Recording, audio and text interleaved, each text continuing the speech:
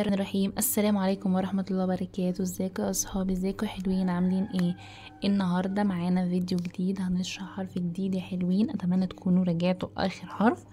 والنهاردة هناخد حرف جديد هو حرف القاف. اول حاجة كده زي ما احنا متعودين هنقرأ حروف الهجاء كلها، وبعد كده يا حلوين ناخد الحرف الجديد. يلا نقول ايه اول ما نيجي نقرأ؟ بنقول ايه؟ بنقول بسم الله. شطار يا حلوين، انا سامعاكم. يلا اول حاجة بسم الله الرحمن الرحيم. انا هقرأ وانتوا تقرأوا ورايا، ماشي يا حلوين؟ عشان اسقف لكم في الاخر. يلا بسم الله الرحمن الرحيم. الف باء تاء ثاء جيم حاء خاء دال ذال راء زاي سين شين صاد ضاد طاء ظاء عين غين فاء قاف كاف لام ميم نون هاء واو ياء هذه حروف الهجاء. شطار يا حلوين، شطار يا حلوين. يلا كمان مرة نقرأها سوا. بسم الله الرحمن الرحيم. يلا عايزين أحسن من المرة الأولى. ألف باء تاء ثاء جيم حاء خاء دال ذال راء زاي سين شين صاد ضاد طاء ظاء عين غين فاء قاف كاف لام ميم نون هاء واو ياء هذه حروف الهجاء. شطار يا حلوين، ما كنتوا بتقولوا ورايا.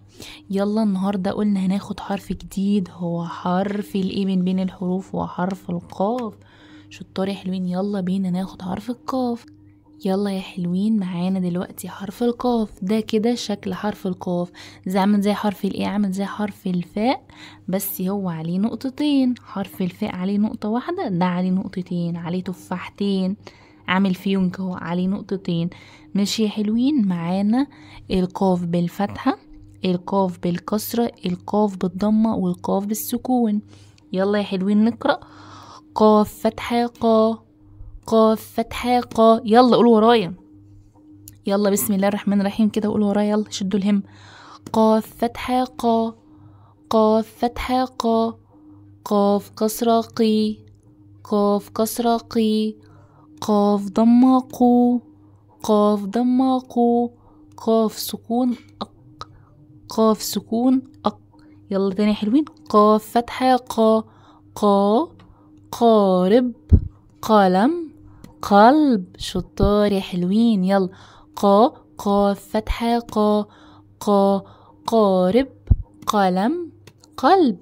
قاف كسرة قي، قي قطار قصة قرد. قي قي قطار قصة قرد. قو قو قنفذ قفاز. قو قو قنفذ قفاز. شطار يا حلوين. حقل وعقل. حقل اللي هو الحقل ده اللي بيبقوا زارعين فيه الحقل. العقل ده العقل ده اللي هو الدماغ، العقل. ماشي يا حلوين؟ يبقى قاف فتحة قا، قا قا قارب قلم قلب.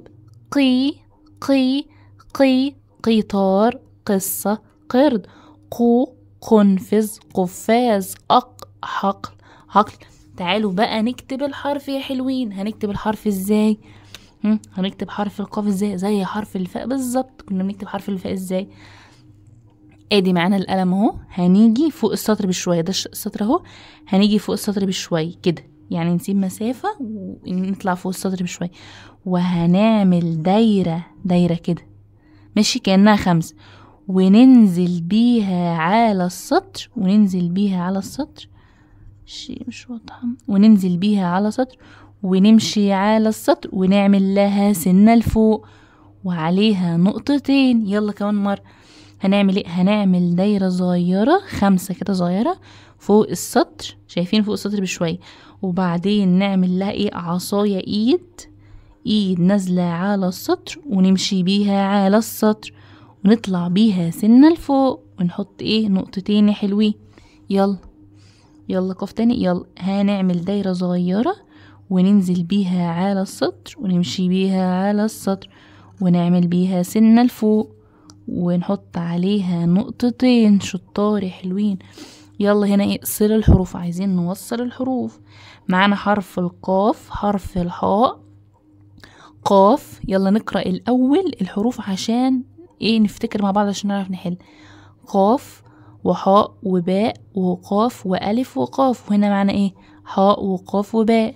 طب تعالوا نوصل، هنا الحاء في هنا حاء يا مس اهي حرف الحاء، ادي حرف الحاء اهو ماشي. طب حرف القاف، ادي حرف القاف، معانا حرف القاف اهو وحرف القاف اهو، ومعانا كمان حرف القاف اهو، معانا 3. طب حرف الباء، ادي حرف الباء يا حلوين. لسه حرف ايه بقى؟ الالف. الالف مش لاقينا له كده خلاص ماشي يا حلوين. يلا بينا ننتقل على الصفحة التانية. يلا ناخد دلوقتي القاف في اول الكلمة والقاف في وسط الكلمة والقاف في اخر الكلمة. معانا القاف في اول الكلمة، ده شكل حرف القاف في اول الكلمة، ادي القاف في اول الكلمة اهو يا حلوين. قلنا القاف في اول كلمة اي حرف قال له اول كلمة، طبعا ما عدا حروف كده ناخدها اللي هنسميها الحروف الرافصة بعملها لكم في فيديو. اي حرف ده كده الحرف في اول الكلمة بيبقى ليه ايد، الايد بتاعته بنتخيل الايد بتاعته كده. ليه يا مس الايد بتاعته كده؟ عشان هيمسك في الحرف اللي بعديه. يبقى ده حرف القاف في اول الكلمة، الايد بتاعته اهي هيمسك في الحرف اللي بعديه. زي كلمة ايه؟ زي كلمة قهوة قمر قصر، قهوة قمر قصر. شايفين حرف القاف يا حلوين؟ ادي حرف القاف، الايد بتاعته اهي. الايد دي هنا مسكت فيه حرف الهاء، هنا مسكت فيه حرف الميم، هنا حرف الصاد. ليه؟ هي بتمسك في الحرف اللي بعديه. طيب القاف في وسط الكلمة يا حلوين، القاف في وسط الكلمة، ادي حرف القاف في وسط الكلمة بقى لها كام ايد؟ ايدين يا مس. ادي هنتخيل ان هي لها ايد كده من هنا، ونتخيل ان هي كمان ليها ايد من هنا ماشي يا حلوين، ليها ايدين. يعني هنا في حرف ماسك قبلها وهنا حرف ماسك بعدها. زي كلمة بقرة وعقد، بقرة وعقد. شايفين كلمة بقرة يا حلوين؟ كلمة بقرة ادي حرف القاف اهو ليها ايدين، ادي الايد دي ماسكة في حرف الباء والايد اللي بعديها ماسكة في حرف الراء. شطار يا حلوين. وهنا معانا حرف القاف برضو ايد، هي ايد قبل الحرف اهي وايد بعد الحرف، ماسكة في حرف العين الايد الاولى والايد التانية ماسكة في حرف الدال. شطار يا حلوين. يلا معانا حرف القاف في اخر الكلمة. قاف في اخر الكلمة ممكن يجي كده او ممكن يجي كده. طب هيجي كده امتى؟ ده هنا يا مس في شرط، معناه ان هو ليه ايد، ليه ايد. يعني ايه؟ يعني هيمسك في حرف قبليه. لكن ده لا، هنا مش ماسك في حرف، ليه ايد ماسك في حرف قبليه. زي كلمة حلق وطبق، حلق وطبق اهو. هنا الايد ماسكة الحرف اللي قبله حرف الباء وهنا حرف اللام ماشي حلوين. وكلمة ساق القاف اهي لوحدها مش زي دي بايد ماشي يا حلوين. يبقى احنا كده خدنا القاف في اول الكلمة وعرفنا شكله بيبقى شكله كده، والقاف في وسط الكلمة وخدنا امثلة عليهم، والقاف في اخر الكلمة. تعالوا بينا لاخر سؤال بيقول لي ضع دائرة حول حرف القاف. انا سيبكم هقرأها لكم واسيبكم تحلوها، وقفوا الفيديو وتحلوها وبعد كده نحلها معاكم ماشي يا حلوين. كلمة مقلمة، مقلمة قميص صندوق حقيبة، مقلمة قميص صندوق حقيبة. يلا حلوا، هتحطوا دايرة على حرف القاف. يلا وانا مستنياكم، يلا يا حلوين ها وقفوا الفيديو حلوا كده. اكون اتمنيت دلوقتي ان انتوا حليتوا السؤال ده يا حلوين. يلا بينا نحله سوا. كلمة مقلمة فين حرف القاف؟ ادي حرف القاف، ادي حرف القاف يا حلوين ماشي.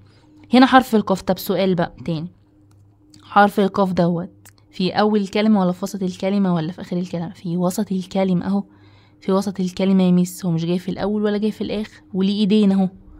طيب كلمة قميص القاف في اول الكلمة، ادي حرف القاف وليه ايد واحدة لانه في اول الكلمة. طب كلمة صندوق القاف معانا هنا في اخر الكلمة. ومعانا كمان كلمة حقيبة القاف في وسط الكلمة. وبكده نكون انتهينا من الفيديو يا حلوين. اتمنى تكونوا مركزين معايا، تكونوا كنتوا مركزين معايا وحليتوا وقلتوا ورايا كل حاجة. ان شاء الله استنوني في فيديو جديد. ما تنسوش اللايك والاشتراك عشان يوصل لكم ان شاء الله باذن الله كل جديد. والسلام عليكم ورحمة الله وبركاته.